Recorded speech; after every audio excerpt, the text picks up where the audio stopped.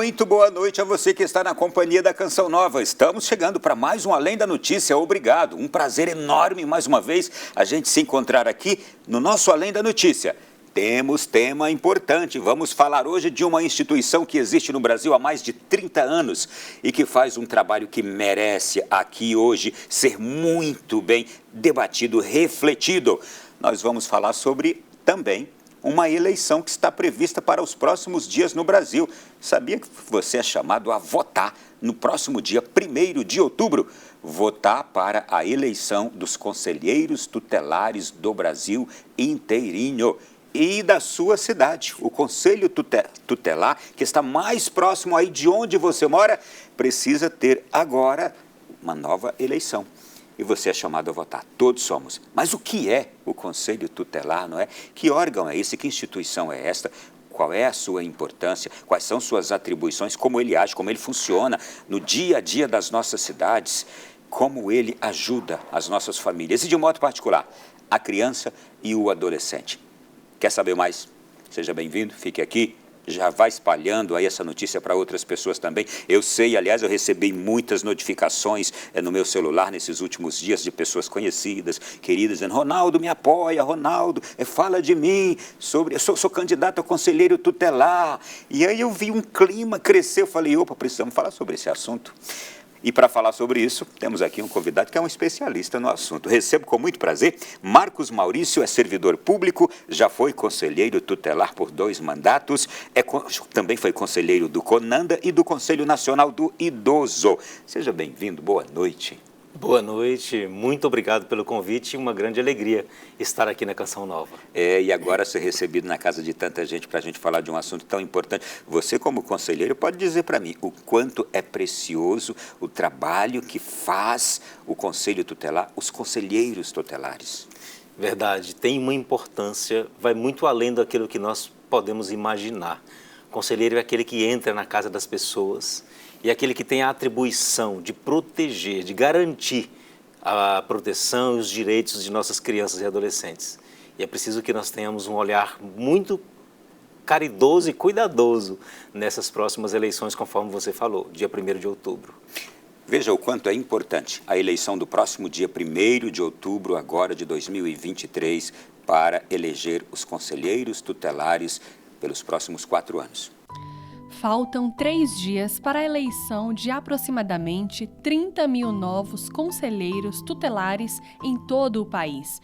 O Estatuto da Criança e do Adolescente, no seu artigo 3º, determina que a criança e o adolescente gozam de todos os direitos fundamentais inerentes à pessoa humana, a fim de promover o desenvolvimento físico, mental, moral, espiritual e social em condições de liberdade e de dignidade. O Conselho Tutelar é essencial para garantir a não violação desses direitos. Ele é responsável por atender às denúncias, reclamações, pedidos de orientação e encaminhamentos, aplicar medidas de proteção, acompanhar os casos de violência, negligência e exploração sexual, articular com redes de apoio e promover iniciativas de prevenção e conscientização. Os conselheiros tutelares são cidadãos comuns, devem ter ficha limpa, serem pessoas íntegras e reconhecidas em seus municípios por seus valores. São eleitos através do voto, com mandato de 4 anos e atuarão diariamente. Durante o mandato, são considerados servidores públicos com direitos e deveres inerentes ao cargo.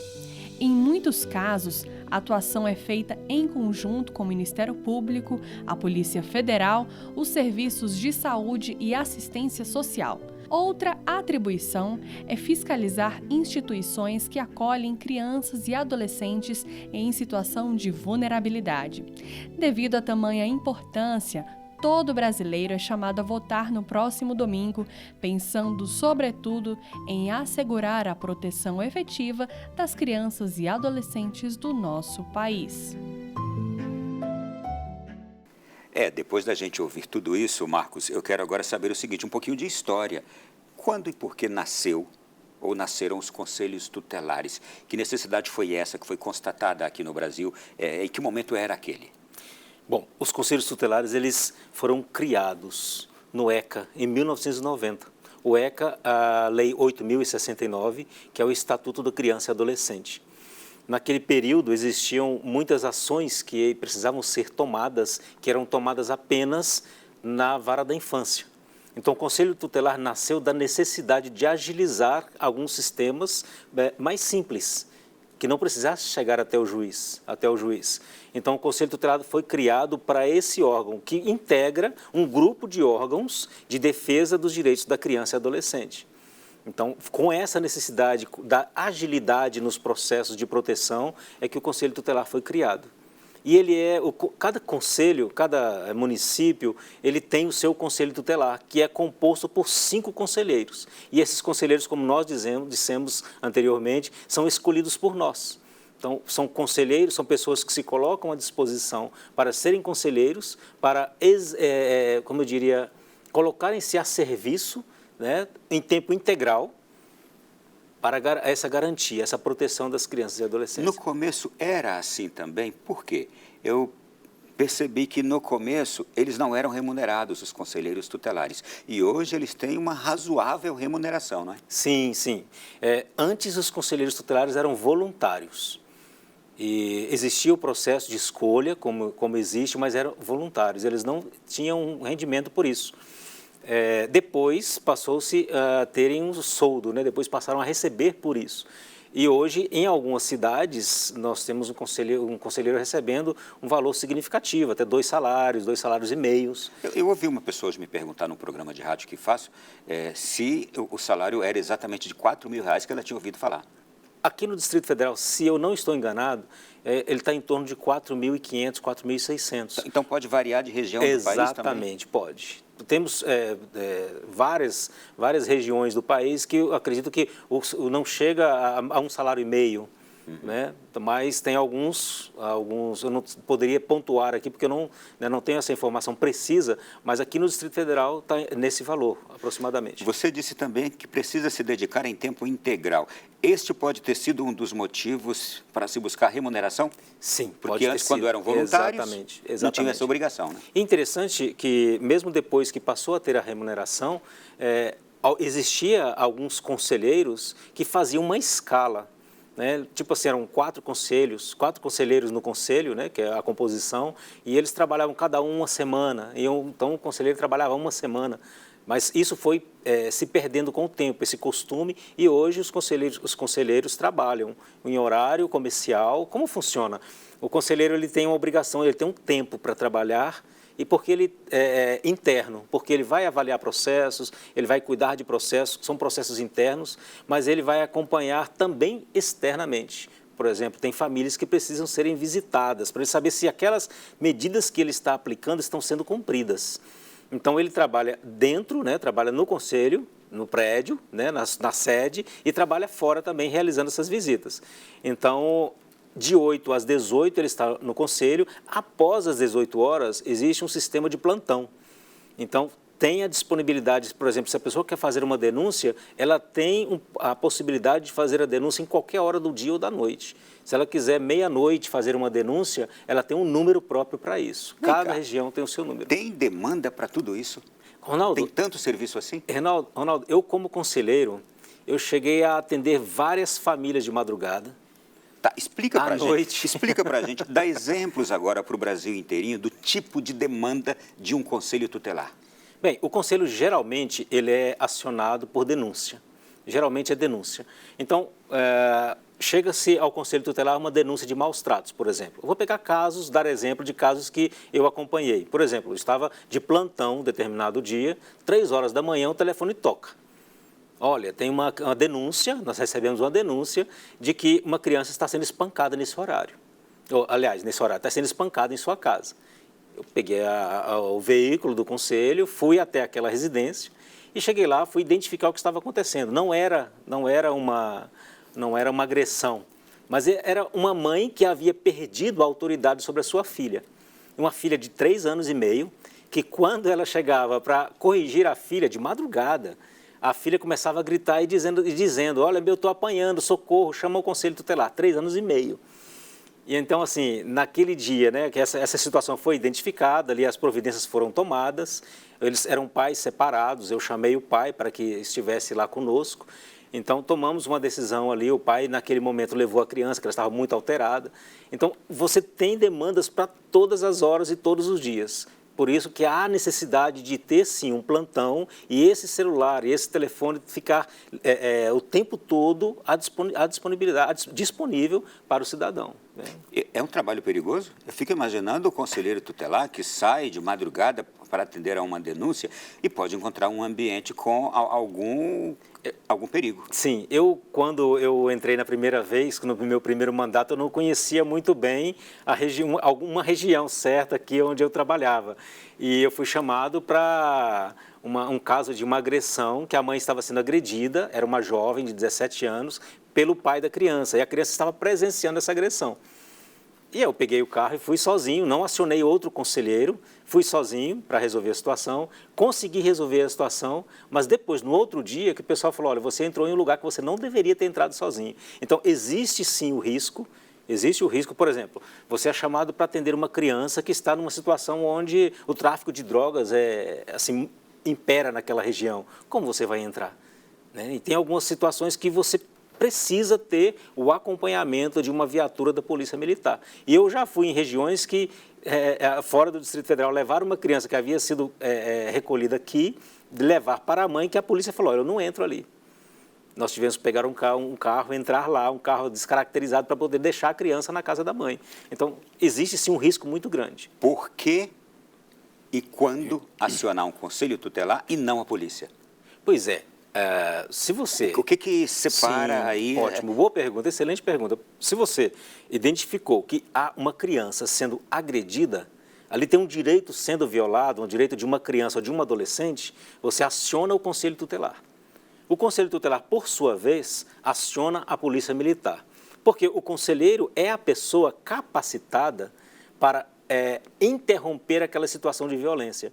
Quando o conselheiro identifica que há uma criança sendo maltratada, agredida, que está com algum direito violado, naquela situação que ele a encontra, ele vai dali tomar decisões. Por isso que é interessante que ele vá. Não só a polícia, mas que ele vá, que ele veja, identifique ali quais são as vulnerabilidades daquela criança, para dali ele tomar alguma decisão. Ele tomar as decisões necessárias. Então, ele aciona a polícia, ele vai com a polícia militar geralmente, e ali, depois de identificado, ele vai tomar os procedimentos necessários. Encaminhamento à vara da infância, à promotoria da criança e adolescente, enfim, ele vai tomar as decisões necessárias. Você tocou aqui em casos que envolvem crianças, mas em casos que envolvem também a briga de casais, e que uma criança está ali tentando intermediar ou pedindo ajuda. Isso também faz parte do trabalho? Também porque a criança, de uma certa forma, ela é vítima, é isso? Sim, esse ponto que você colocou é excelente, porque quando há discussões ou rompimento da relação do casal, quem mais sofre é a criança. Uma criança jamais... Testemunhar uma briga, ela também está sendo vítima. É, de certa forma, uma agressão. Agressão a ela. É uma agressão. Então, quando essa criança ela percebe a discussão dos pais, ela tem medo daquilo ali, do que pode sair daquela situação. Há também aqueles casos em que os pais, e isso é interessante os conselheiros novos que serão eleitos agora, que não foram conselheiros ainda, se atentarem para isso. Muitas vezes o pai ou a mãe, ela vai ali ao Conselho Tutelar, o que ela quer? O que eles querem? Um relatório do Conselho Tutelar para apresentar à justiça, para justificar aquele ato que ela tomou. Entende? Então, existe muito isso. Os pais que se separam querer usar, entre aspas, né, o Conselho Tutelar em seu benefício para conseguir guarda, para conseguir naquela divisão de bens, enfim. O que nós podemos dizer, como podemos conceituar que é um Conselho Tutelar? Ele é um braço auxiliar hoje na sociedade para uma espécie de órgão que ajuda as leis, sobretudo tudo que dizem respeito às crianças, a funcionarem bem, que diz respeito à criança, ao adolescente. Como é que a gente poderia conceituar? O Conselho Tutelar, ele é um órgão de garantia de direitos. Por exemplo, aconteceram e acontecem ainda, acredito, a criança precisa de uma creche. E aí a mãe procura aquela regional de ensino, aquela área da Secretaria de Educação, seja municipal, estadual, e não consegue. ela pode ir ao conselho tutelar e falar, olha, está sendo negada à minha filha um direito à escola. Olha, eu fui matricular o meu filho no ensino fundamental e a escola me disse que não tem vagas. Eu já fui em várias escolas e não consigo vagas. O conselho é este órgão que vai exigir do Estado a garantia do direito daquela criança de estudar. Ele vamos dizer assim, é a voz daqueles que muitas vezes não têm voz. Por exemplo, nós falamos de crianças que têm pai, criança que tem mãe, e aquela criança que não tem pai nem mãe, quem é por ela? Então o conselho tem esse papel de defender, de garantir. Num caso como este, uma criança que perde pai, que perde mãe, como age o conselho tutelar? Ele age independente daquela criança ter um outro parente bem próximo, como uma tia, como uma avó, como um avô, um outro parente, um outro familiar muito próximo. O conselho tutelar também acompanha já agora o cuidado com essa criança, mesmo tendo familiares próximos, ou ele age somente junto àquela criança que não ficou, que ficou sem ninguém? Eu vou citar um caso que eu acompanhei. Uma mãe foi assassinada e ela era mãe, né? E não tinha parente nenhum em Brasília. Ela era mãe solteira? Não, quem assassinou a mãe foi o pai. Ah, ok. A criança, é um pouco forte que eu vou dizer aqui, mas a criança estava no colo da mãe e a mãe caiu, né, falecida, e a criança ainda amamentando na mãe. Uma vizinha, pessoa próxima, que já tinha vínculo com essa mãe, tinha um vínculo já com essa criança, entrou, né, foi encaminhada à vara da infância, que essa é uma atribuição da vara da infância, dizer quem vai ficar com a criança ou não. O Conselho Tutelar não tem essa atribuição, ele tem a atribuição de proteger, encaminhar para a vara da infância para que o juiz determine. Vai ter uma avaliação de caso e aquele conselheiro ele vai participar junto com os psicólogos, com toda a equipe técnica da vara da infância, para decidir o que é melhor para aquela criança, quais são os vínculos que ela já possui. Então, nesse caso de uma criança que não tem pai, não tem mãe, mas espera aí, ela tem um padrinho, ela tem um vizinho, pai de um amigo que é muito próximo, que já existe um vínculo, isso vai procurar se preservar. A lei determina que aquela criança ela não seja retirada daquele ambiente que ela já está, se houver vínculo. Então vai ser preservado, é um direito da criança, de crescer naquela comunidade onde ela já morava. Se não tiver nada, nenhum vínculo, aí sim ela pode ir para uma instituição, ela pode ser acolhida para depois ela ir para a adoção. As eleições vão acontecer em todo o Brasil. Aqui a gente já está percebendo a importância que tem. Hoje, a gente diria que o Conselho Tutelar, ele é um órgão que ele é independente, ele é órgão de governo, é uma entidade, ela é pública. O que ela é? Nós dissemos ainda há pouco que eles recebem um salário. Então, o Conselho Tutelar ele é um órgão autônomo. Ele é um órgão autônomo, porém, ele é vinculado a uma secretaria do Estado ou do município. Aqui no Distrito Federal é vinculado à Secretaria de Justiça, mas pode ser vinculado à Secretaria da Criança Municipal, em outro estado. Então, há a necessidade desse vínculo até para haver o pagamento desse salário, né?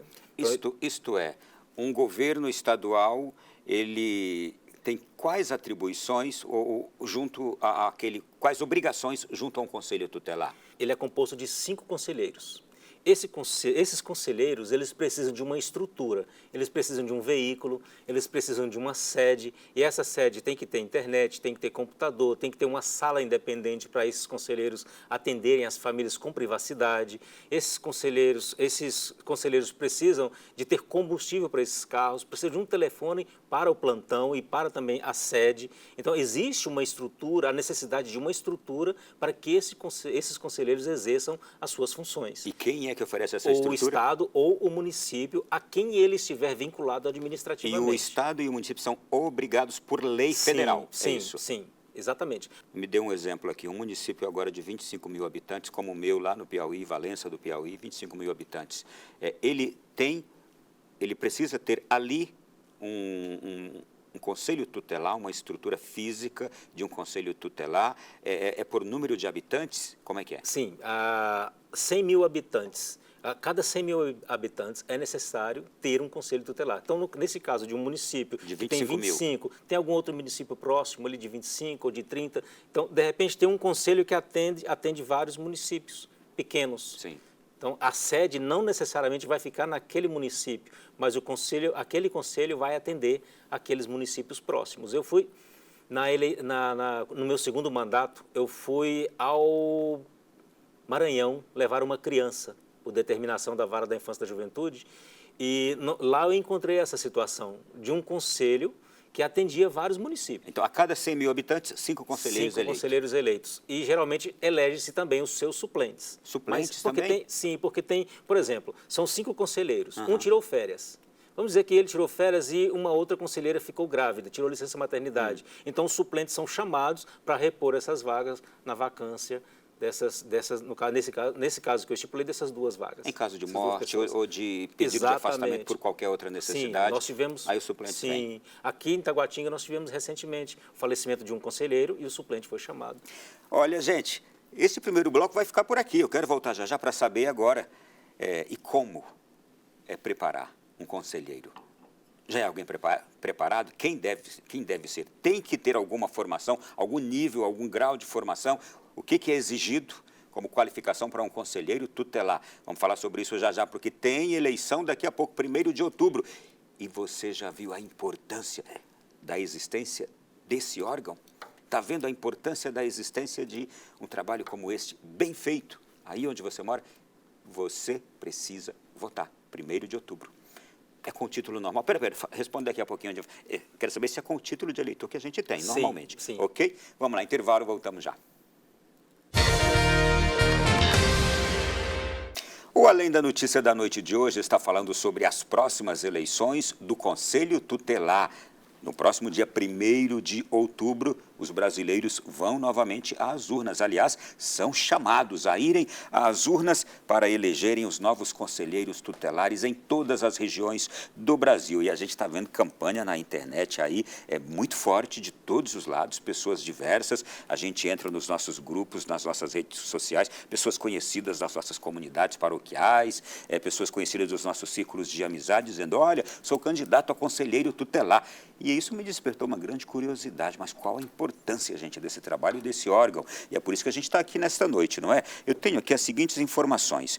Responsáveis por garantir a preservação dos direitos das crianças e dos adolescentes, como dissemos agora há pouco aqui com o Marcos, os conselheiros são escolhidos por votação popular a cada 4 anos, sempre no 1º domingo do mês de outubro do ano seguinte à eleição presidencial. A votação para os representantes dos conselhos tutelares será realizada pela primeira vez com urnas eletrônicas em todo o território nacional, agora no próximo dia 1º de outubro. E aí eu fiquei bastante curioso. Quem pode ser candidato para ser um conselheiro tutelar? Pois qualquer pessoa que seja, já tenha seu título de eleitor acima de 20 anos, eu não sei precisamente, não posso lhe dizer precisamente se é a idade de 20 anos, mas ela pode, se ela estiver com todos os seus direitos, ela pode ser candidata a conselheiro tutelar. E ela passa por um processo de escolha, onde a eleição é a penúltima etapa. Então, o processo de escolha ele começa com um teste de conhecimentos específicos, depois ele passa por uma outra etapa. Rapidamente. Para ser candidato, primeiro passa por esse teste, é isso? Sim, exatamente. Antes de ser candidato? Antes de ser candidato. Primeiro a pessoa se coloca à disposição, faz o seu cadastro. Aí ela passa por esse teste. Depois desse teste, ela sendo aprovada, ela vai para uma outra etapa, que é a etapa de avaliação. Então ela vai entregar, por exemplo, documentos que comprovem que ela já atua na área de criança e adolescente por um determinado período. Ela vai comprovar a residência naquela região a qual ela está se candidatando por um determinado período também. E depois, tudo isso avaliado, ela sendo aprovada, vem a próxima etapa, que é a eleição. E esse era um desejo de muito tempo, que o o TSE, participasse desse processo. Esse ano é uma grande vitória, porque simplifica todo o processo. Eu lembro que em 2018 nós votamos num tablet. E o processo ficou muito vulnerável, um processo que assim, não dava aquela confiança que nós precisávamos ter para esse processo de escolha, para essa eleição. E esse ano, tendo as urnas do TSE, todos os eleitores já estão cadastrados. Então, como que o eleitor vai votar? Já aproveito aqui. Nem todos os colégios eleitorais estarão abertos para receber os votos. Então, por exemplo, eles pegaram vários colégios eleitorais e naquela região eles escolheram um.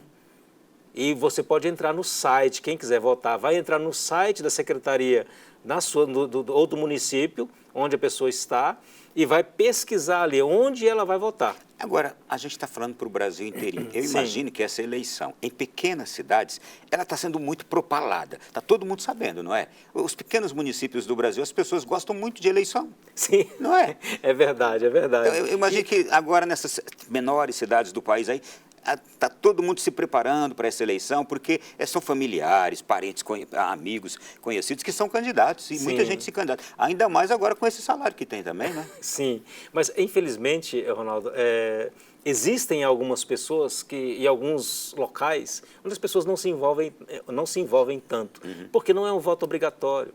E por ser um voto facultativo, a pessoa... E porque não é uma eleição divulgada. Exatamente. Na televisão não tem propaganda, no rádio não tem. Sim. Se a gente não se interessa por fazer um programa como esse aqui, as pessoas não ficam sabendo. Exatamente. A partir desse programa, eu acredito que muitas pessoas vão buscar os sites das secretarias, dos municípios, e vão votar. ou aqui do DF, e vão sair de casa e vão lá votar. Porque a partir desse programa, elas terão consciência mais ainda da sua responsabilidade em escolher bem os candidatos. Sim. Fazer uma escolha certa. E do bem que estarão fazendo em irem lá votar para eleger uma pessoa boa. Exatamente. Pensa bem, você que, né, o eleitor que nos escuta, né, que nos assiste, quando um conselheiro tutelar sai para atender uma criança que está envolvida com o tráfico, que está envolvida com drogas, que é usuário de drogas, ali aquela pessoa que votou, que escolheu, aquele conselheiro tutelar é como se ela estivesse de mãos dadas com ele. Tamanha é a responsabilidade, nós precisamos ter essa consciência. E quando eu não participo do processo, eu me omito, eu estou me omitindo àquela criança que está vulnerável. Vamos só expandir mais ainda, você citou aí casos dolorosíssimos que envolvem nossas crianças e nossos adolescentes. E a gente pode alargar mais ainda, crianças abusadas. São muitos casos. Crianças maltratadas pelas mais diversas formas, crianças de famílias paupérrimas que provavelmente passam por fome e por outras experiências terríveis, crianças que vivem, sei lá, em favelas, em tantos lugares, uma subvida. Os conselheiros tutelares e o conselho tutelar, ele tem essa missão de ir ali e fazer esse resgate, né? Tem.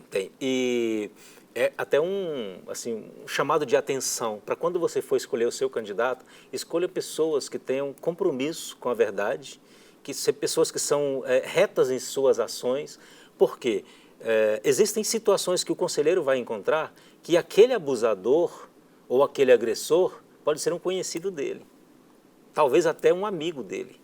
Para ele ter o caráter de dizer assim, olha, eu estou impedido de estar nesse caso porque ali tem envolvido uma pessoa que eu conheço.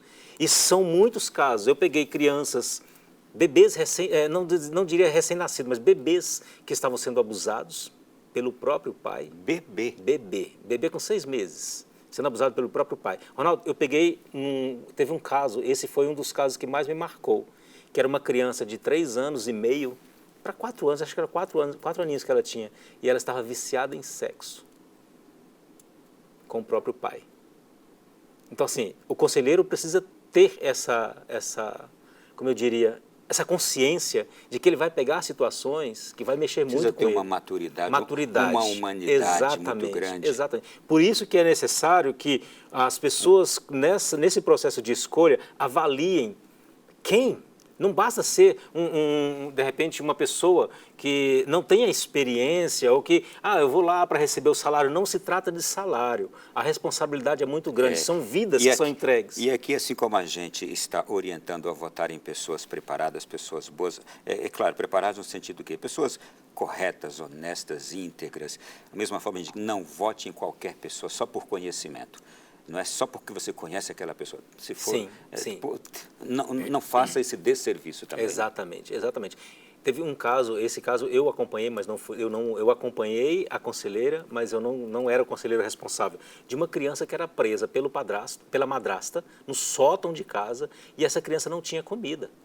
Sabe o que ela comia? As próprias fezes, passando fome, presa no sótão de uma casa. Então, são situações assim que o conselheiro vai encontrar, na maioria das vezes. E existem situações nesse Brasil nosso que são piores ainda. Que a mãe entrega a criança para servir né, como eu diria, entrega para que ela tenha relação sexual para a mãe conseguir alimento, para conseguir outras coisas. No Brasil, tem vários casos.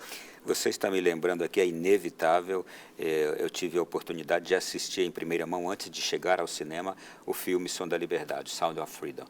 E ali a gente vê casos dessa natureza que são dolorosíssimos e, aliás, eu faço aqui em rede nacional uma propaganda mesmo. Vá ao cinema, já está em cartaz aqui no Brasil, vá aos cinemas e assista este filme, Sound of Freedom, Som da Liberdade. Eu sei, você vai sair dali impactado, você vai sair dali mexido, é algo dramático, a gente chora assistindo o filme, a gente sai dali com uma indignação que é própria de toda pessoa boa. Toda pessoa boa deve se sentir indignada com erros, com coisas graves, ruins que acontecem na sociedade. Vá assistir a este filme. Muitas coisas que você está relatando aqui, o filme está mostrando. E são praticados por pessoas realmente, eu diria, desumanas. E você sabe, Ronaldo, o que é mais grave? É que hoje, com a nossa facilidade de ter um celular na mão, nós vamos nos acostumando com cenas de morte, de abandono, de violência, e isso vai nos tornando pessoas muitas vezes insensíveis ao sofrimento do outro. Casos que você está citando aqui, muitos de nós provavelmente jamais ouviu falar. Muitos de nós não imaginam que isso exista, porque estamos hoje trancados talvez em grandes cidades, dentro de apartamentos ou de casas, levando uma vida isolada, temos o nosso computador, temos a nossa vida, temos ali o nosso grupinho de amigos, estamos alheios a muitas coisas que estão acontecendo, como essas aí que você está nos trazendo aqui. E é importante esse choque que a gente está tendo agora.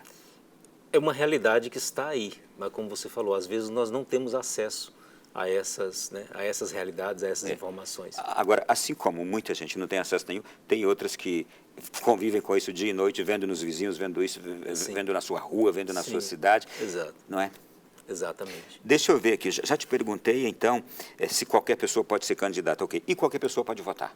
Qualquer pessoa que está habilitada para votar pode procurar. Se eu estou habilitado Sim, para votar para deputado, senador, prefeito, então eu também sou o mesmo eleitor que devo votar nessas eleições? Sim, e tem uma informação que eu penso que é muito importante nesse processo. Você vai votar naquela região onde você reside. Aqui no nosso caso são várias cidades satélites. Então você vai procurar aquela RA para você votar. No município você vai procurar aquela região onde você vota. Como eu disse, vai procurar essa informação no seu município, lá na prefeitura, onde você vai votar. E você vai poder escolher apenas um candidato. São 5 conselheiros. 5 conselheiros em um conselho, mas só vota em um. A lei determina que o voto seja em um apenas. E os 5 mais bem votados serão os 5 titulares e os demais suplentes. Ok, vamos lá. E como é formado o quadro de funcionários de um conselho tutelar? Existe um quadro de funcionários também ali, não é? Existe. São funcionários, são servidores que precisam atuar no administrativo. São servidores públicos? Servidores públicos e, às vezes, servidores que são cargo de confiança também. Isso pode, mas são servidores públicos de uma forma geral. Né? No caso, eles são remanejados, foram ou são em concursos públicos eleitos já para aquela função ou são remanejados de outros órgãos públicos? Não necessariamente eleitos para aquela função. Pode até, de repente, até existir em alguns municípios, alguns estados. Aqui não é a realidade do Distrito Federal. Então, por exemplo, servidores que são de várias carreiras, eles fazem um pedido e existe uma necessidade e eles são chamados para ocupar aquela função. Então, nós temos dentro do Conselho pelo menos 4 ou 5 servidores, entre eles um motorista, para dar suporte aos conselheiros, porque existem processos que precisam serem cuidados pelos conselheiros tutelares. Então, o serviço administrativo, se um conselheiro para fazer o serviço administrativo, ele está deixando de fazer aquilo que lhe compete, que é acompanhar as famílias, que é encaminhar para medidas protetivas. Quais são essas medidas protetivas? Por exemplo, uma criança está com um problema psicológico, ela está com uma deficiência no aprendizado e foi identificado que ela precisa de uma avaliação com um profissional. Ele vai fazer um encaminhamento para que aquela criança seja atendida por um psicólogo da rede pública. Isso é importante dizer. Os particulares, só aqueles que se voluntariarem. Por exemplo, nós temos uma parceria aqui no Distrito Federal com a Católica, muito boa, uma parceria excelente. Católica, a Universidade Católica. A Universidade Católica, que essas crianças são encaminhadas, eles fazem um acompanhamento lá até por um período, E esses relatórios da católica, o conselheiro ele pode ter acesso às informações necessárias, não ao relatório, mas às informações necessárias para ele tomar as suas decisões. Então, medidas protetivas como vagas para creche, vaga para escola, encaminhamento para psicólogo, enfim, tratamento médico, onde faltar remédios, onde tiver uma omissão do Estado, o conselheiro deve, ele não pode, ele deve atuar, exigir do Estado que aquela criança tenha o seu direito respeitado. Eu vejo aqui que vocês fazem um trabalho que é muito semelhante também à Defensoria Pública. Sim, sim. No fundo, vocês são uma grande defensoria da criança e do adolescente também, não é? Agora eu queria saber, e diante desses órgãos públicos todos, como é que você me diria, que voz é esta que tem o Conselho Tutelar diante de órgãos públicos diversos, diante da Justiça? É uma voz forte? É forte e o conselheiro tutelar, ele precisa se revestir dessa autoridade. Ele tem autoridade. Ele precisa assumir isso. Precisa assumir essa autoridade, porque se ele não o fizer, quem fará? O conselho, ele é o órgão por excelência e que está mais próximo da sociedade para exigir que esses direitos sejam cumpridos. Então, um exemplo, a mesma situação que eu vou dizer, a mãe quer colocar o filho para estudar e não tem vaga no ensino fundamental. E o município diz, olha, não tem vaga e nós não vamos atender porque não tem vaga. O conselho tutelar, ou conselheiro tutelar, precisa acionar o órgão competente, pode ser a Promotoria da Infância e da Juventude, pode ser a Vara da Infância, falar que o juiz determine que o Estado viabilize a vaga para essa criança. Isto é, o Conselho Tutelar vai até a última instância para conseguir aquele direito. Exatamente. Assim como, por exemplo, tratamento médico, atendimentos de uma forma geral, o serviço público de uma forma geral, ele precisa ter esse comprometimento de fazer valer aquilo que lhe é atribuído, a garantia dos direitos das crianças e adolescentes. Não basta um conselho tutelar com conselheiros que estão lá apenas para cumprir horário, né? Não pode ser assim. Tem que ser aquela pessoa que está de prontidão para exercer aquilo que a lei exige que ele exerça. Eu fico imaginando aqui, a nossa população muitas vezes nem conhece esse direito que tem, não é? Nem conhece esses defensores que tem. Não, muitas vezes não. E existe uma ideia de que eu acredito que ainda existe atualmente, eu vejo isso no comportamento dos pais e também das crianças. Primeiro que os pais muitas vezes pensam que o Conselho Tutelar é polícia de criança. E também tem aquela visão de que quando o conselheiro bate à porta, aí aquele medo, não, o conselho tutelar vai levar o meu filho. Gente, não é isso. Isso precisa ficar muito claro. O direito da criança é a convivência familiar e comunitária. O conselho tutelar ele tem que garantir principalmente esses direitos da criança, a convivência familiar e comunitária. O conselho tutelar não é aquele órgão que vai lá, vou pegar a criança e vou colocar na instituição. Não é. Por quê? O primeiro direito dessa criança é o convívio com os pais, com a família. E ela precisa estar naquele meio sendo protegida. Se o conselheiro tutelar consegue, dentro de um ambiente tumultuado, mostrar para os pais a responsabilidade dele na educação, na formação, no cuidado, entende? Aquela criança vai estar protegida. Isto é, o conselheiro tutelar não é uma ameaça para um pai e uma mãe. Não é. Ele é uma ajuda para esse pai e para essa mãe. É isso. Mesmo que esse pai e essa mãe não queira essa ajuda, mas ele compreendendo que ele tem essa ajuda, pode ser que ele mude. Exato. Às vezes, quando o conselho tutelar é demandado, existem alguns casos em que o próprio pai ou a própria mãe, ou ambos, vai até o conselho e fala, olha, meu filho precisa disso, desse atendimento e não está conseguindo. Então, não é um conselho punitivo, né? Não é um conselho que vai tirar as crianças dos pais, é um conselho que vai orientar e vai acompanhar. Teve um caso em Taguatinga que, quando eu entrei no conselho tutelar onde eu atuava, nós não tínhamos um trabalho de prevenção.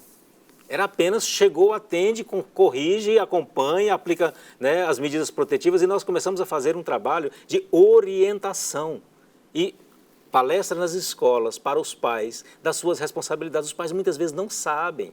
Ele não sabe que às vezes ele mesmo está praticando uma agressão ao filho. Por exemplo, bullying. Às vezes o jeito do pai falar com a mãe, ou com o filho, falar, seu burro, entende? Isso acaba sendo uma agressão à criança e cria um bloqueio, porque aquele pai tem autoridade. Quando ele fala, a criança acredita.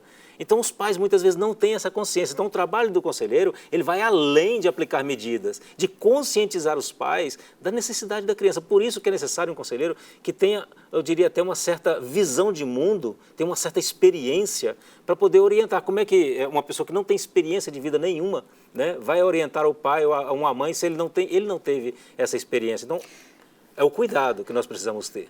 Daqui a pouquinho, no próximo bloco, eu quero saber o seguinte: em quais casos eu posso acionar um conselho tutelar? Não somente em casos de crime, mas eu estou vendo que eu posso acioná-lo também em casos de até uma busca de ajuda, não é? De orientação. Sim, exato. Nós vamos para o intervalo, a gente volta já já. O tema do nosso programa de hoje é a importante eleição que vai acontecer agora no dia 1º de outubro para eleger os novos conselheiros tutelares de todas as regiões do Brasil. Olha, gente, no dia 1º de outubro, a população decidirá os responsáveis por proteger as crianças e os adolescentes através de uma eleição como as eleições que a gente já conhece normalmente no nosso país. Por mais que o voto para eleger os conselheiros tutelares não seja obrigatório, este voto continua sendo muito importante e todos nós podemos e eu diria precisamos votar. E eu quero aqui, estou conversando na noite de hoje com o Marcos Maurício. Marcos Maurício foi conselheiro tutelar por 2 mandatos e, aliás, já me veio uma curiosidade. Por que você quis ser conselheiro tutelar também? Quantos anos foi isso? Eu iniciei em 2012. 2012. Depois veio uma outra eleição em 2018, então por 2 mandatos. Porque você fez uma pergunta interessante. Eu fui também diretor de um abrigo onde eu morei, né? Eu cresci no abrigo dos meus 10 anos até os meus 18 anos. E depois eu fui diretor desse abrigo por um tempo. Eu te conheço há alguns poucos anos, eu não sabia dessa história. Pois é, eu cresci num abrigo aqui em Brasília, no Lar da Criança Padre Cícero, e depois eu fui diretor por um período. E lá no abrigo eu vi a necessidade, né? Eu percebi que algumas coisas não encaixavam e que precisava, de repente, eu pensava que eu poderia, estando no Conselho Tutelar, poder ajudar aquelas crianças que não chegaram ao abrigo. Muitas não chegam aos abrigos. E por isso eu me candidatei na época a conselheiro tutelar, né? Fui eleito, fui um dos mais bem votados aqui em Taguatinga, depois eu fui, né, num segundo pleito e depois deixei o conselho tutelar para assumir uma outra função. Então, foi exatamente no sentido dessa visão que eu tinha. Primeiro, eu fui uma criança, né, que tive os meus direitos violados em vários momentos da minha vida. Quando eu perdi o meu pai, depois a minha mãe ficou paralítica, depois a minha mãe faleceu. Então, eu fui vítima de muitas situações assim. E o que eu queria era, de repente, contribuir para que a minha experiência evitasse que outras crianças passassem pelo que eu passei.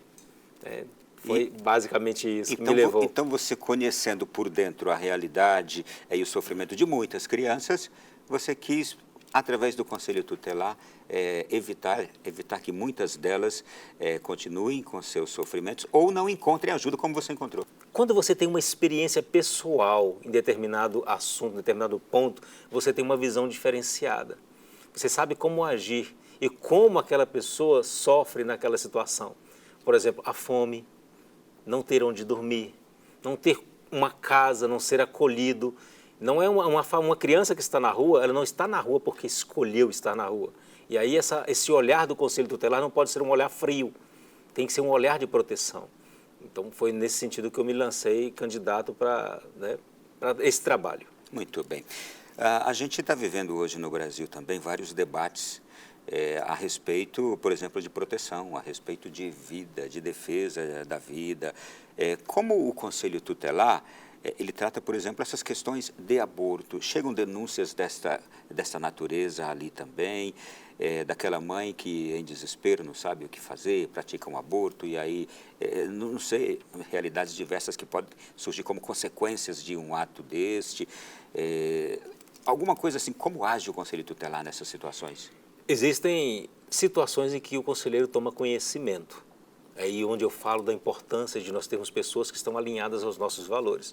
Por exemplo, eu soube de conselheiros, claro que eu não vou citar nem onde, nem o nome, nem local, mas que estavam inclusive orientando adolescentes a procurarem uma determinada clínica para tomarem abortivos.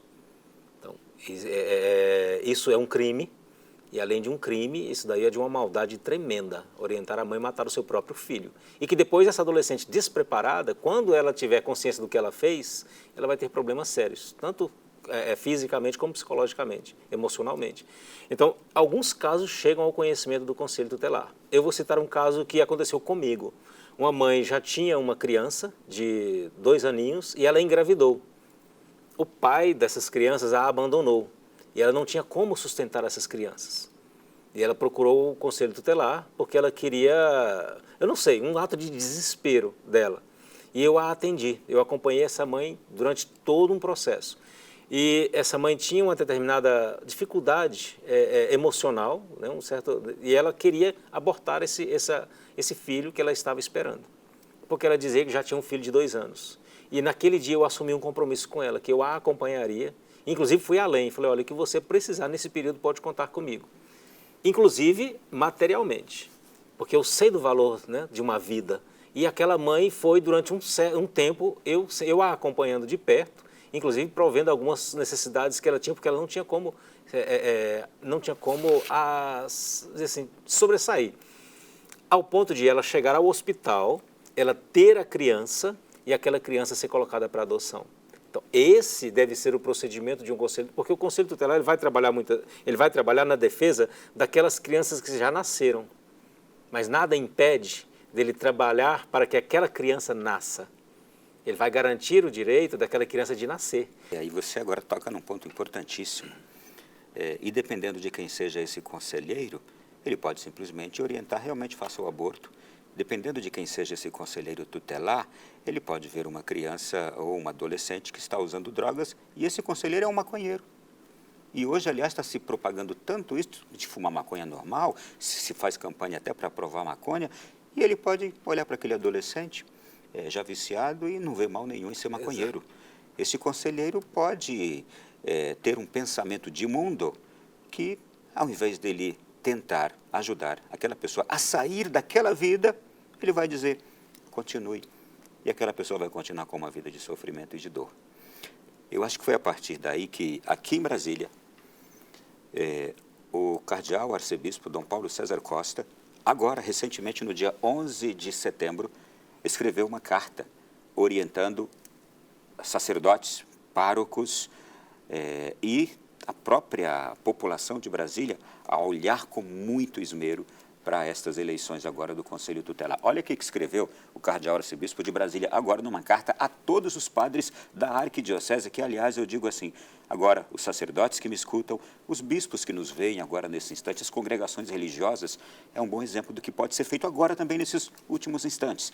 Olha o que ele escreveu. No dia 1º de outubro de 2023, serão escolhidos os novos conselheiros tutelares do DF, por meio de processo eleitoral não obrigatório em cada uma das regiões. Aquilo tudo que a gente já conversou. Vá agora para o último parágrafo. Olha o que ele escreve. Como cristãos católicos, imbuídos do mais autêntico espírito evangélico que nos faz corresponsáveis pelo bem público, quero exortar os párocos e administradores paroquiais, principalmente, para que estejam próximos, conheçam e apoiem os candidatos católicos, apresentando-os à comunidade paroquial e animando a comunidade a participar desse momento eletivo que se aproxima, consciente de que, ao votarem em candidatos católicos, estão colaborando para que nos conselhos tutelares estejam representantes bem instruídos, motivados pelo espírito cristão e genuinamente interessados no bem das crianças e jovens e das famílias. Aí ele assina fraternalmente Dom Paulo César Costa, cardeal arcebispo de Brasília. Eu achei de uma coragem, mas, sobretudo, achei de uma sensibilidade tão grande de dizer isto como pastor desta igreja aqui e de também enviar essa carta aos padres, aos párocos todos, porque tem boas pessoas que a gente pode escolher. E ele também diz que a gente precisa ir votar. Ele diz para que os padres animem os católicos a irem votar no dia 1º de outubro agora. Exatamente. Eu até, se me permite, dar uma sugestão. No dia 1º de outubro, ao celebrar a Santa Missa, o padre relembre a comunidade. Fala, olha, hoje é dia 1º de outubro. Não sejam omissos. Vá votar. E durante esse período, até chegar o dia 1º, os padres orientarem os fiéis a procurarem candidatos. Esses candidatos, né, para analisar, acompanhar nas redes sociais quem é essa pessoa, qual é o histórico dela, qual é a vida dela, pesquisa o nome dela no Google, vê se já responde a algum processo, vê se, entende? Pesquisar, porque é um ato de muita responsabilidade que todos nós devemos ter. Então, Dom Paulo ele tá nos alertando para a necessidade de estarmos envolvidos nesse processo e que lavar as mãos é muito perigoso. E eu diria o seguinte, gente, se entrarmos nas redes sociais, nós vamos ver grupos diversos, de pensamento diverso, do pensamento cristão, fazendo uma campanha ferrada. Exatamente. Para eleger aqueles que esses grupos querem. Exatamente. É daí também que surge a importância da gente conscientizar agora as pessoas de boa vontade, aos cristãos, aquelas pessoas que têm este pensamento e esse desejo de um bem que a gente sabe que a formação cristã, o pensamento cristão pode fazer para a sociedade. Daí a gente estar aqui chamando, neste programa de hoje, cada um a sua responsabilidade nessa próxima eleição para os conselheiros tutelares, não é? E vamos lá, deixa eu dizer uma coisa, uma vez eleito um conselheiro tutelar, aquele conselho pode ser também ali fiscalizado pelo povo? Pode e deve. Essa também é uma postura de, muitas vezes, após eleitos, nós não queremos saber o que a pessoa está fazendo. Então, o eleitor, ele pode sim, ele pode e deve acompanhar aquele. É claro que, vamos colocar aqui bem claro, que ele não vai ter acesso àqueles processos que ele acompanha, ele não vai ter acesso àquilo, mas ele pode saber se aquele conselheiro está trabalhando. Ele pode saber se aquele conselheiro, no lugar de estar no trabalho, ele está em casa. Ele pode saber. Então, assim, ele tem que saber quem é aquela pessoa que ele escolheu durante esse período. Depois de eleito, nós não podemos virar as costas e falar assim, agora você assuma a responsabilidade. Mas nós devemos acompanhar. E, às vezes, para você saber se ele está lá, você não precisa nem bater na porta. Você nem precisa chegar até lá. Às vezes, você sabe que, como é seu vizinho, esses conselheiros tutelares moram no mesmo bairro, no mesmo município, você sabe se ele está no trabalho ou se ele está em casa, muitas vezes. No programa de rádio que fiz hoje, em Brasília, uma pessoa, eu falei sobre a eleição dos conselheiros tutelares, etc., a importância de se ir, de se votar, aquela coisa toda. Uma pessoa me disse assim, Ronaldo, eu vi um caso aqui, já trabalhei dentro de um conselho tutelar, eu até evitei falar o nome da pessoa, ela disse, mas tinha casos de conselheiros verdadeiramente irresponsáveis e aproveitadores. Ela dizia assim, que chegava no trabalho, pegava o carro, ia para salão de beleza, ia para fazer compras, ia isso para aquilo, surgia uma necessidade, não estava nem ela e nem o carro. Exatamente. E isto pode acontecer, daí a fiscalização. Exatamente, isso pode acontecer, isso acontece mesmo, isso acontece. Infelizmente. Como eu disse aqui logo no começo, existia no passado situações de conselheiros que trabalhavam uma semana por mês, trabalhavam um dia por semana. Então, existem sim, e é por isso que a comunidade precisa acompanhar. E lembrar que o salário que eles estão recebendo sai dos nossos bolsos também. Vamos lá, você tocou aqui em processos. Qual é o grau, o nível de privacidade desses processos que o conselheiro é chamado a manter ali? Porque existem casos, eu imagino, gravíssimos, coisas que realmente é de justiça, é de polícia, né? Sim. Todos os casos que são acompanhados pelo Conselho Tutelar, eles são sigilosos, todos, desde o mais simples aos mais complexos. Nós tivemos muitas vezes, por exemplo, chegava o advogado e falava, eu quero ter acesso ao processo tal. Só com uma determinação judicial, mesmo o advogado. Por exemplo, um caso em que o casal separou. E você tem um processo onde você ouve o pai, você ouve a mãe, você ouve os filhos. Ali tem informações, por exemplo, no caso de uma briga judicial, uma disputa judicial, melhor dizendo, que um não pode ter essa informação do outro. E também não pode ter a informação, por exemplo, se o filho falou uma situação de, vamos dizer, ele denunciou um abuso. E a pessoa que está procurando aquele processo é o abusador. Como é que você vai entregar um processo para uma pessoa dessa? Então, uma vez havendo a determinação judicial, o conselheiro ele é obrigado a entregar. Ele encaminha, ou ele encaminha para a vara, ou para aquela instância, ou se o juiz determinar que seja entregue ao advogado, ok. Mas todos os casos eles são sigilosos. Não pode, assim, esse é outro atributo que o conselheiro tem que ter. Ele tem que ter a boca fechada. Ele não pode acompanhar um caso... Discrição. Ele não pode acompanhar um caso e depois ele chegar ali e sair contando aquilo ali para a comunidade. Ele não pode. Isso daí é um crime. É um crime. Então, todos eles são sigilosos.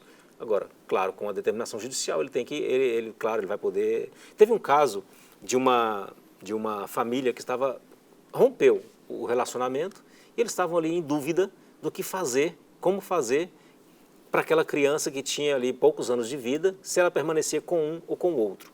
E eu sentei com a família, com o pai, com a mãe, e falei, vamos definir aqui até que haja uma decisão judicial, vamos definir uma guarda. Então, vocês assinam aqui um termo de responsabilidade, a criança vai ficar tantos dias com a mãe, tantos dias com o pai, levando em consideração a idade da criança. Ok, fizemos aquele acordo. Recebi uma determinação do juiz, me mande esse relatório. Aí eu mandei o relatório para o juiz. O que o juiz fez? O que estava já acordado, ele permaneceu. Fica definida a guarda da seguinte forma, como foi definido anteriormente. Então, é um trabalho em que você faz para garantir o direito da criança e adolescente, de convivência com os dois, e o juiz pode acatar. Se for algo bem feito, algo responsavelmente, construído de forma responsável, tranquilo. Eu perguntei no primeiro bloco desse programa aqui se era uma profissão ou se era um serviço de perigoso. Mas agora eu quero deixar a seguinte pergunta para o próximo bloco. Assim como um funcionário público, o conselheiro tutelar, ele tem também proteção da justiça, ele não pode ser tocado, ele não pode ser agredido. Vamos deixar para depois do intervalo, você me responde essa pergunta. E também depois do intervalo, eu vou trazer aqui o presidente da comissão da CNBB para a ação social, falando sobre também o conselho tutelar e sua importância em vista dessas próximas eleições. É um intervalo rápido, a gente volta já. Aqui reunidos como romeiros neste santuário, queremos nesta manhã fazer uma forte súplica em favor da vida de todos. No 1º de outubro, nas cidades do Brasil, haverá eleição para compor os conselhos tutelares, instrumento legal no Brasil para a defesa de nossas crianças e adolescentes. Todos os que possuem título de eleitor podem votar. A Igreja do Brasil convoca todas as pessoas de boa vontade para que se engajem no processo de escolha dos próximos conselheiros, identificando e promovendo as candidaturas que realmente estejam comprometidas com a efetivação da proteção integral da população infanto-juvenil. Que as comunidades cristãs se organizem para buscar informações na Prefeitura, no Conselho Municipal dos Direitos da Criança e Adolescente, sobre os procedimentos do processo eleitoral em seu município no dia 1º de outubro. Para votar com consciência, é necessário levantar informações sobre os candidatos e candidatas, procurando conhecer a história e a trajetória profissional, política deles e o compromisso deles em favor das crianças e dos adolescentes. Irmãos e irmãs, a vida é dom, é também compromisso. Pelo momento histórico que vivemos, é urgente e fundamental manifestar a defesa dos nascituros contra a tentativa de descriminalização do aborto. É igualmente urgente, nesta semana que se inicia, prepararmos-nos para escolher conselheiros e conselheiras verdadeiramente comprometidos em defender e promover de modo integral o desenvolvimento de nossas crianças e adolescentes. 1º de outubro, agora, vai ter eleição no Brasil. Não é fake news, não. Eleição para eleger novos conselheiros tutelares. Sim, é importante. E este é o tema do nosso programa de hoje, que estamos aqui conversando. E eu converso com um ex-conselheiro tutelar por 2 mandatos, Marcos Maurício, servidor público, e que está aqui hoje nos trazendo este universo do trabalho magnífico que é feito pelos conselhos tutelares Brasil afora. Vamos fazer agora um bloco de ping-pong aqui, ou de perguntas e respostas rápidas. Vamos lá. E eu vou trazer também porque vou trazer aqui um convidado dentro de instantes. Mas eu já quero começar aqui com a primeira de todas as perguntas. Me dê exemplos aí diversos. Eu tomei conhecimento, na época de conselheiro, de uma denúncia que chegou de uma boate que havia na frente de uma escola e que essa boate distribuía material, né, com mulheres nuas, enfim, e isso chegava até os adolescentes que estudavam naquela escola. E o conselheiro tutelar, ele acionou a vara da infância e o juiz determinou que aquela casa fosse fechada, porque ali existia uma violação de direitos. Então, assim, existem casos que muitas vezes nós não imaginamos, mas que o conselho pode ser acionado e pode tomar providência, sim, como um órgão de garantidor de direitos. A partir dessa sua resposta, eu pergunto o seguinte: o Conselho Tutelar ele atua também na fiscalização em possíveis situações de risco para a saúde mental, a saúde física de uma criança ou de um adolescente, em festas, eventos e até mesmo em porta de escola? Bom, esse trabalho não é uma competência do Conselho Tutelar, a fiscalização. O Conselho Tutelar é para garantir direitos. Aí se você me perguntar, mas isso não é garantir direitos? E a lei fala que basta que haja, não precisa nem que esteja caracterizada a violação de direitos, mas se houver uma situação em que aquela criança estará sujeita à violação, ele deve agir, mas não nesse caso. Nesse caso de fiscalização, compete às autoridades policiais. Sendo identificadas essas situações, o Conselho é acionado pela própria Polícia Militar. Vou dar um outro exemplo. Em uma cidade, que eu não vou dizer onde, mas que o Conselho Tutelar foi acionado pela Polícia Militar. Os conselheiros acompanharam aquela ação da Polícia Militar e foi identificada uma casa de prostituição infantil. O Conselho Tutelar pegou aquelas crianças, levou todas para o Conselho Tutelar e chamou os pais para que eles buscassem aquelas crianças e adolescentes. Existiam crianças e adolescentes. O que os traficantes faziam? Eles aliciavam aquelas crianças, deixavam-nas dependentes de drogas, depois eles trocavam o sexo daquelas crianças por drogas. Elas eram dependentes, não tinham dinheiro, os pais não podiam saber e elas se prostituíam por drogas. E essa casa foi fechada dessa forma. A polícia acionou o Conselho Tutelar, ela fez a ação dela e depois o Conselho fez a ação dele, de chamar os pais, de aplicar medidas e orientar os pais. E tinham crianças e adolescentes de todas as classes sociais naquela casa de prostituição infantil. Então, não na fiscalização, mas na ação, sim, é competência do Conselho Tutelar.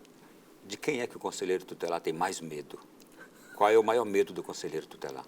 Olha, existem muitas situações que o conselho ele não pode ter medo, mas existe a insegurança, né? Quando ele tem que fazer uma determinada ação naquela área que ele sabe que ali ele não é uma pessoa bem-vinda. Eu entrei uma vez numa determinada área e na hora que eu entrei com a viatura, era 11h30 da noite. Eu comecei a escutar os fogos, né, os sinais de que, olha, está entrando alguém aqui que é persona não grata, está chegando alguma viatura aqui que não é bem-vinda, então vamos recebê-lo da forma que ele deve. Então, assim, tive que voltar, chamar apoio policial, porque eu não imaginava que aquela área fosse assim, para poder entrar ali e realizar a ação que eu precisava realizar. Mas existem situações de ameaças mesmo que os conselheiros recebem. Ameaça de morte, inclusive.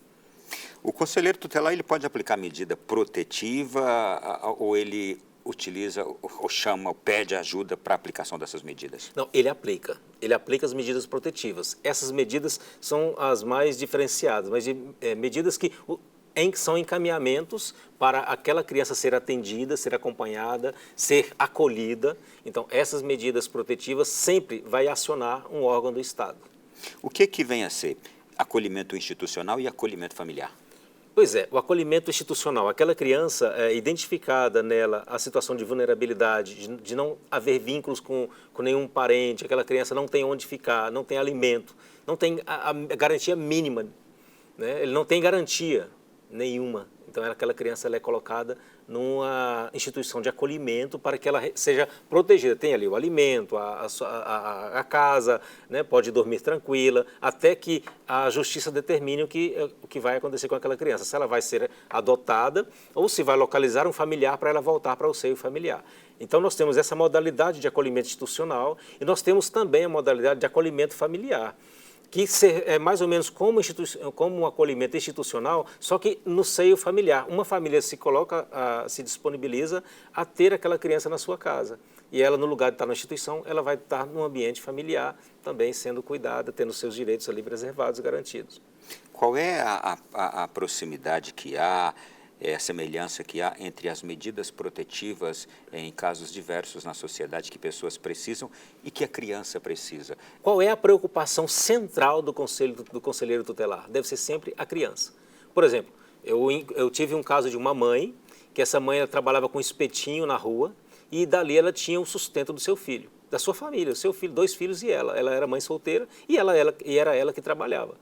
E essa mãe estava com um caroço no ombro que não conseguia atendimento, não conseguia fazer a cirurgia. E parou de trabalhar.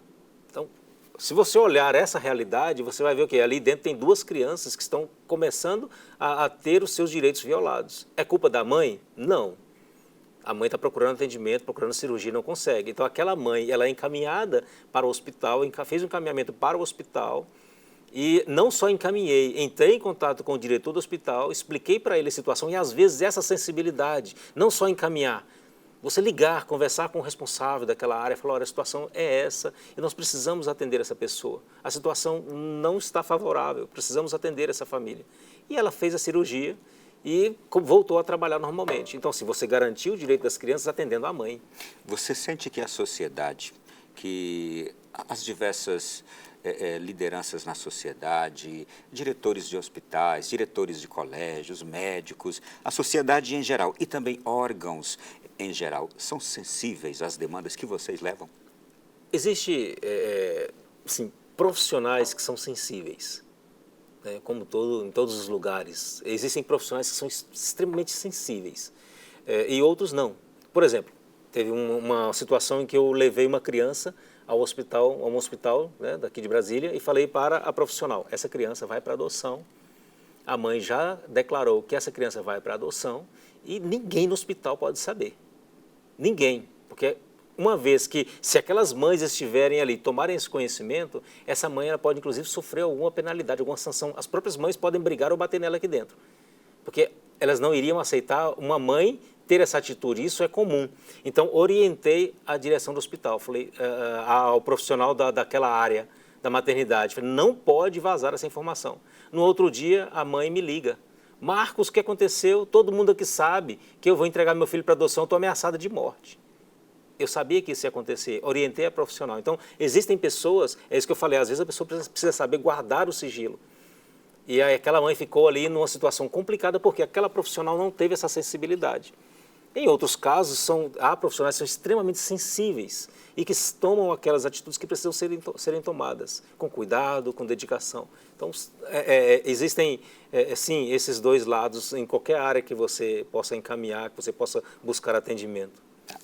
Olha, eu estou sendo o tempo inteiro aqui traído por mim mesmo, quando eu falo vocês, me refiro ao Marcos como alguém que integra o Conselho Tutelar, é porque ele foi conselheiro por 2 mandatos, mas ele não é candidato para essas próximas eleições, não estou infringindo nada da lei entrevistando o candidato aqui não, tá, gente? É porque de vez em quando eu me traio só imaginando você como ainda alguém que integra, não é? Mas vamos lá, seguindo aqui, Marcos Maurício, a gente está falando exatamente sobre a dinâmica, como funciona. Quem é que pode fazer uma denúncia para os membros do Conselho Tutelar? Qualquer pessoa pode fazer essa denúncia, até uma criança pode fazer a denúncia.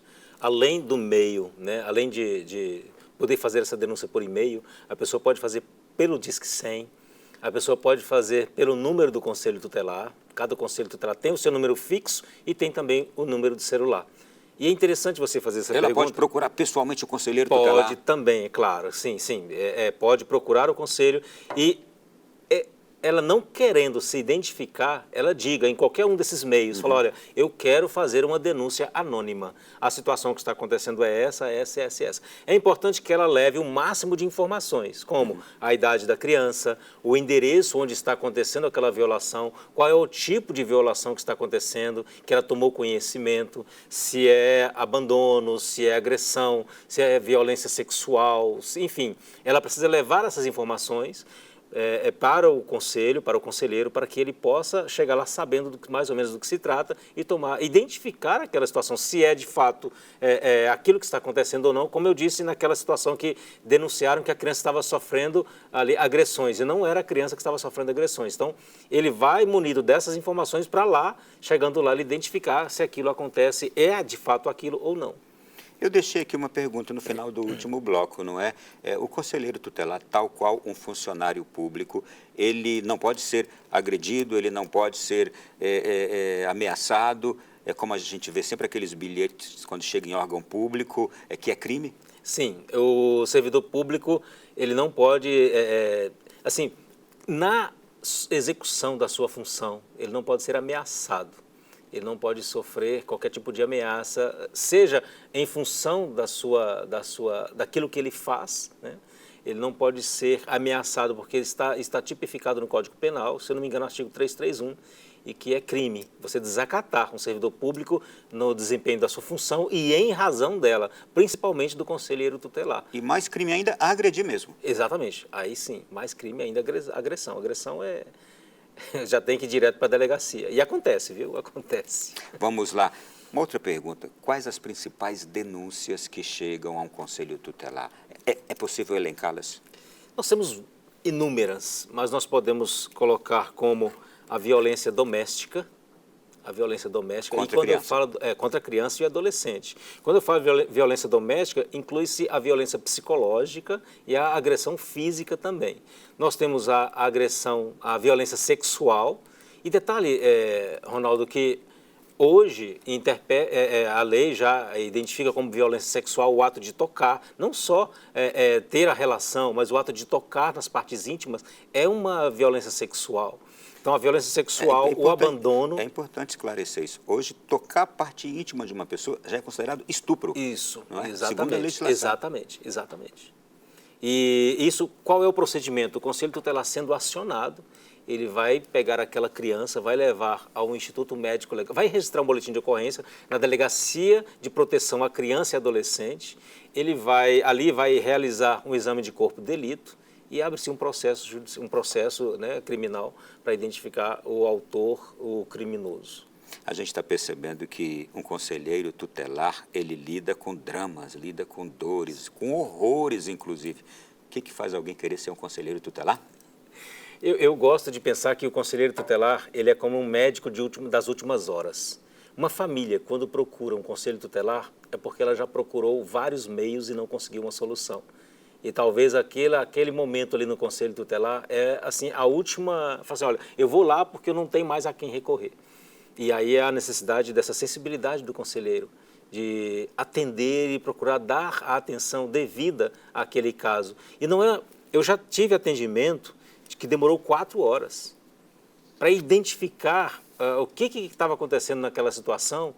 Por exemplo, um adolescente de 13 anos, a mãe me procurou, ela já tinha ido ao conselho, e ela me procurou e falou assim, olha, está acontecendo alguma coisa com a minha filha, ela não quer mais comer.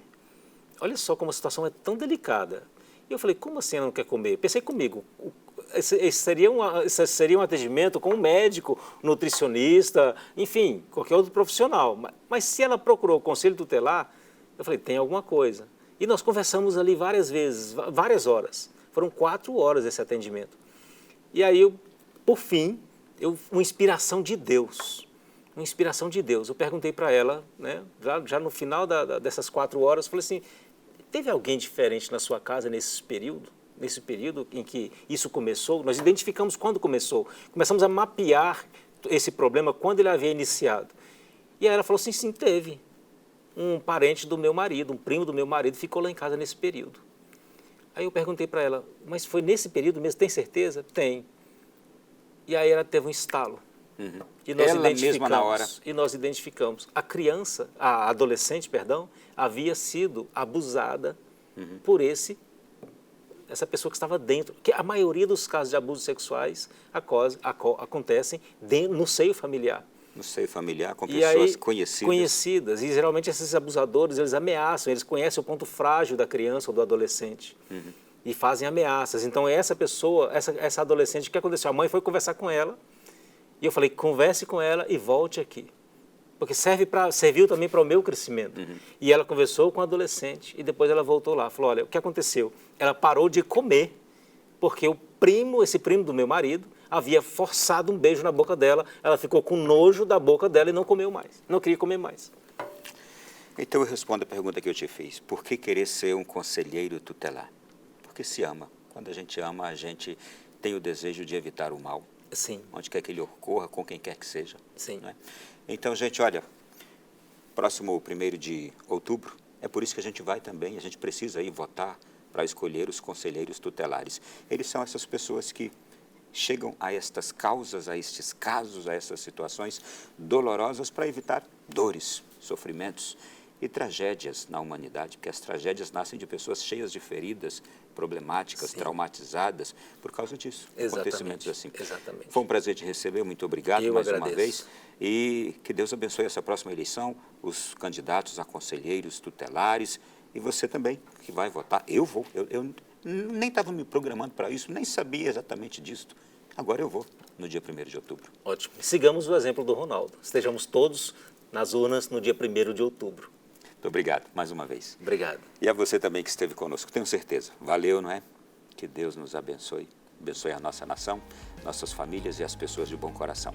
Grande abraço a todos. Até semana que vem, se Deus quiser, aqui no Além da Notícia.